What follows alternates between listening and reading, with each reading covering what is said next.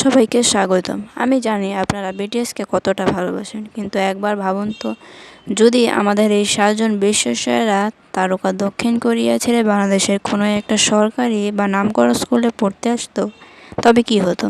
আজকের ভিডিওতে আমরা ঠিক সেই কাল্পনিক এবং মজার জগৎটাতেই ঘুরে আসব। RM নির্ঘাত ক্লাসের সবচেয়ে বুদ্ধিমান ছাত্র হতো এবং তাকে ক্যাপ্টেন বানানো হতো। জিন তার ওয়ার্ল্ড ওয়ার হ্যান্ডসাম লুক নিয়ে ক্লাসের সবার নজর কাড়ত, কিন্তু টিফিন পিরিয়ডের আগে বন্ধুদের টিফিন বক্স সাবার করে ফেলতো। পিটি ক্লাসে জাংকুক সবার আগে থাকতো, কিন্তু জিমিন ক্লাসের মেয়েদের হাসিয়ে স্যারদের বকুনি খেত। সুগা পেছনের বেঞ্চে বসে সবসময় ঘুমানোর চেষ্টা করত, কিন্তু বাংলা স্যার যখন তাকে ডেকে ডাউট জিজ্ঞেস করত, সে তখন কি উত্তর দিত? আপনি বিটিএসের কোন মেম্বারকে আপনার ক্লাসের বেঞ্চমেট হিসেবে পেতে চাইতেন?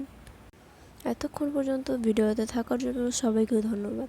পরবর্তী ভিডিওতে আপনারা আর কি দেখতে চান তা কমেন্ট বক্সে জানাতে ভুলবেন না।